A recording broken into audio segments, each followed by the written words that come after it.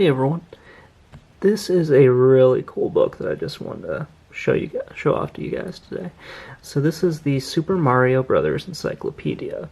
This was done by Dark Horse and also with some help from Nintendo as well. I really like this. I think it's missing a few things just because I don't know when it was all put together, but it was published in October of this year, and it only goes up to about 2015, so it's kind of a weird thing. They skip out on some of the later Mario games, but for the most part it does cover a lot of them, and it does go into some of the spin-offs as well. We're just going to look at a little bit of it here. First of all, it's really nice. This is a bright, colorful book, a nice hardcover, and it's just a lot of fun to look through. Let's open it up here, and you get to see pretty much all the characters from Mario games. There are a few in here just because I haven't really played a lot of them. I don't really recognize all of them in here. Some of the ones from later games, mostly because I kind of thought Mario was sort of kid stuff for a while.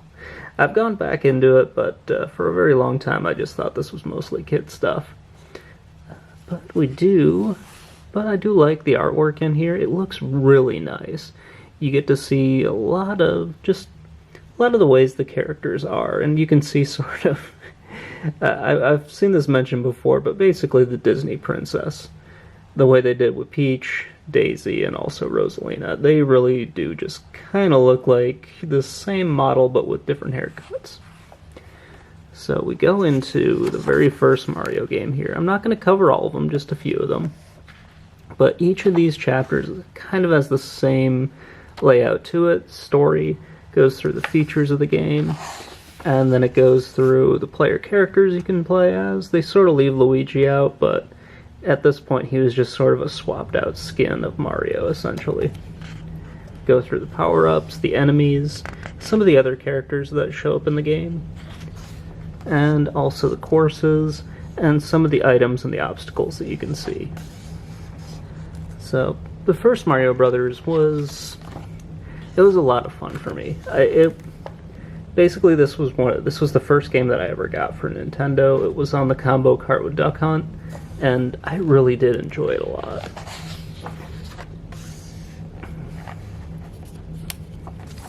Let's go ahead here. The next game we're going to look at is Mario 3. This is the one that I played the most of. I love Mario 3.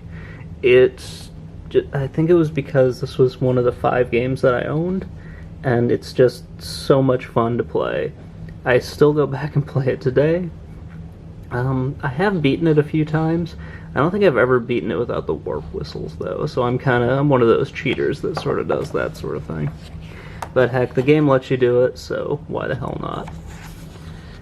This was a huge one just because of how it went back to like the original way that Mario was played.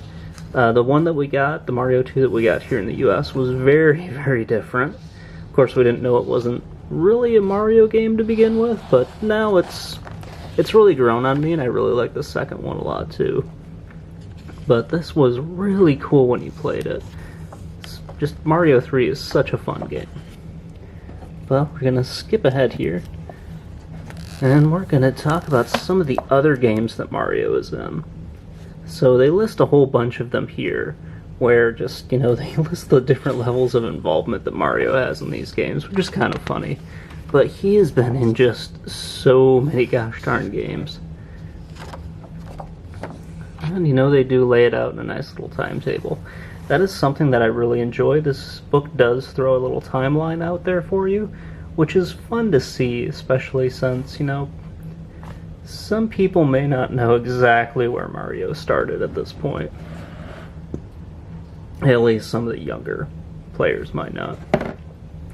But basically that is really about it. This is really a fun thing to get. If you are like a collector of Mario memorabilia or just Nintendo memorabilia in general, I really recommend you get this. It is a lot of fun.